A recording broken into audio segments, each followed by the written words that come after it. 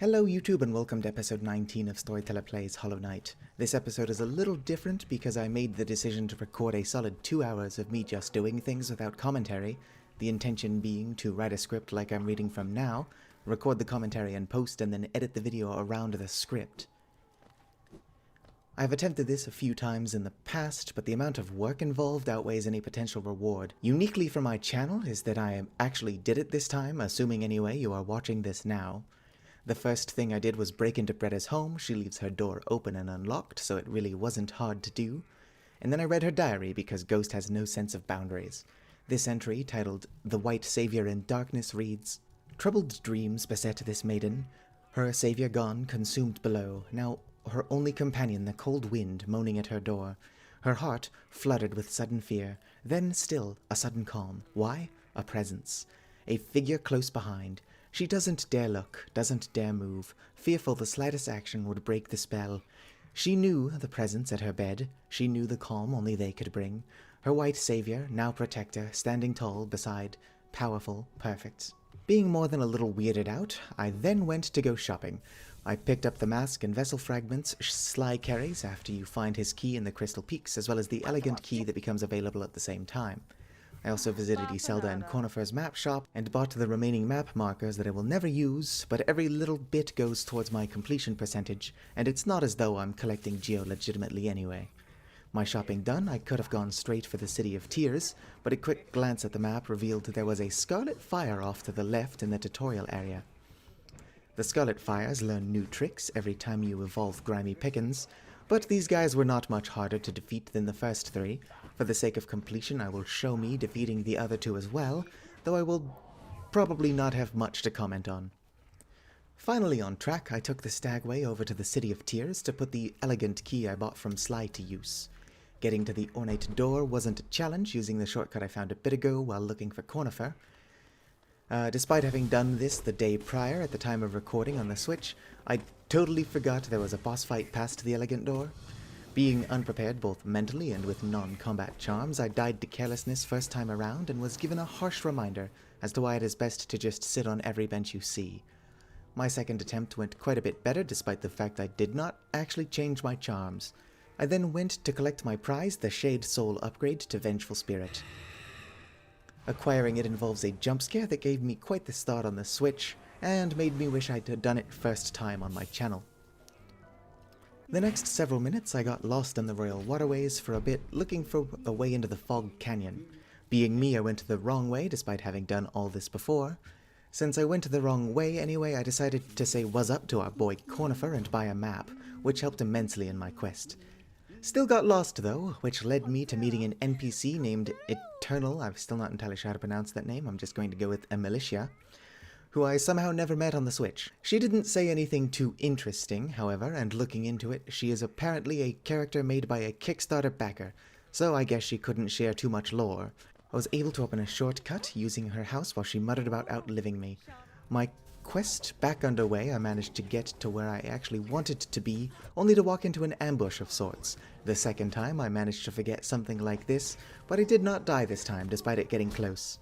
One difficult fight later, I managed to get Yzma's Tear, an item that would allow me to swim in acid. The ability to swim in acid in hand, I decided to instead head back out of the sewers and off to the right, unlocking the King's Station Stagway. I thought this was the last one I needed, but I am super dumb, and there were actually 2 more. I will be coming back this way later in the video to do some things, but for now my goal very much involved Yzma's Tear, so I took the King's Station Stagway over to the Queen's Station Stag Station, and headed up towards the Fog Canyon proper. Being in the neighborhood and having spent a ton of my ill-gotten geo on upgrading the fragile charms into unbreakable ones, I decided I would show our old buddy Leg Eater what I did. According to the wiki, he has different dialogue depending on how many of the unbreakable charms you have equipped. I could just be an idiot though, because that didn't seem to be the case. I did however equip all 3 because I'm pretty sure you need to in order for Divine's scent to be strong enough to lead our blind buddy up to her all the way up in Dirtmouth. My matchmaking complete, I re-equipped my charms, which, going into the Fog Canyon, was an awful idea because Grimy Pickens and to a lesser extent my Weaverlings wanted to impress me by attacking all of the large explosive jellyfish. which would be fine if their cores were not heat-seeking and highly explosive, not to mention that the cores deal double damage. If I died here, you will never know, because I do not remember dying at time of writing the script, and will of course cut it out to fit my narrative. All of this madness for a charm notch, the second to last one in the game, charm notches of course being more important to me than health. Seeing as I couldn't possibly get enough of this lush greenery, I then spent an absolutely absurd amount of time looking for the hunter in order to get his notebook. Other than me having no sense of direction, nothing really important happened here. The hunter, that creepy thing with a bunch of eyes hiding in the shrubs, challenged me to kill everything many times, in order to prove myself. I will do more with him later, like eventually later. After this excursion that took about 30 minutes of the 2-hour video and really only needed to take about 10 minutes at most, I took the Stagway back to the King's Station and headed off to the right into a part of the map called the Kingdom's Edge. I actually came here looking for the Colosseum of Fools. As is my nature, I didn't find it, despite having a general idea as to where it was. I was able to collect another Scarlet Fire with little trouble, even though the location was awful.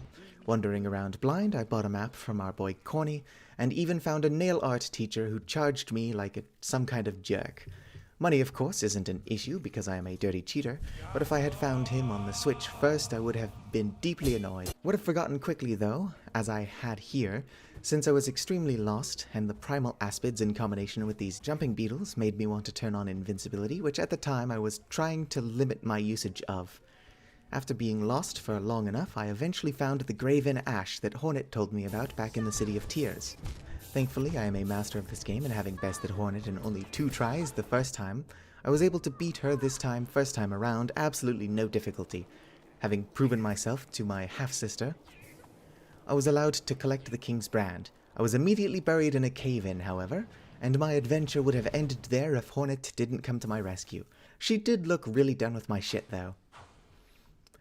After being lost for another 30 minutes and not finding the Colosseum of Fools, which I just remembered, while recording this, there is actually another charm notch there, so I'm stupid.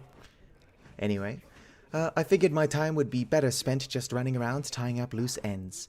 I collected the final Scarlet Fire for this round, dropped in to see how Divine and Leg-Eater were doing, only to find that Divine had eaten everything but Leg-Eater's legs, ironically, so I guess they had fun. Took a trip back to Greenpath to get the final nail art, but I didn't get lost this time. Somehow did get lost on my way back to Dirtmouth, however, and finally collected the Nailmaster's charm from Sly in his basement. And with that, I have finished episode 19. Thanks for making it this far into the video if you did, like the video if you enjoyed, subscribe for more, and remind me to never make a video like this again. Seeing as I couldn't possibly get enough of this green lushery, I then... fucking hell.